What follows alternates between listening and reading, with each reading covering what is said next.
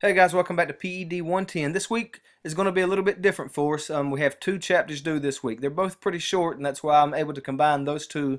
But we wrap up our unit on health-related fitness with these two chapters. So the first chapter is improving flexibility, and notice the due dates, October 15th for both.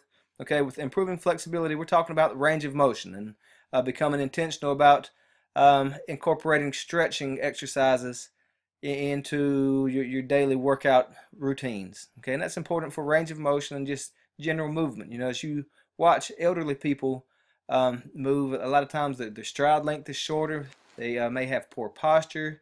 A lot of that simply comes because they quit focusing on or incorporating stretching activities, or in fact, a lot of times we just become sedentary, and that's also going to impact our range of motion negatively. So with this chapter, you've got your PowerPoint, your quiz, and your checklist. Be mindful though, we have two chapters this week, so then we switch gears to body composition. That's simply, what is your body made of?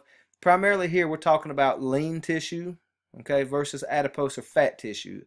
And of course, this is impacted primarily by diet and exercise. We know genetics and environmental factors play a role also, but primarily diet and exercise is going to be the greatest contributor towards body composition. Okay, we've got a video here that talks about or shares the complications really that are associated with obesity and how it affects you, your overall health and wellness. You've got your PowerPoint, your quiz, and just one physical activity monitoring report. Remember, you have two chapters in the book, but one physical activity monitoring report to complete for the week. And as always, be mindful of your checklist. It helps you know what you've completed and what you haven't. Always looking to feel the green bar that's over on the side. And lastly, you'll notice we skip a weekend here. On October 22nd, the college is closed for fall break. That's our midpoint, guys. So I'm going to give you that week off. Hence, we're doing two chapters here.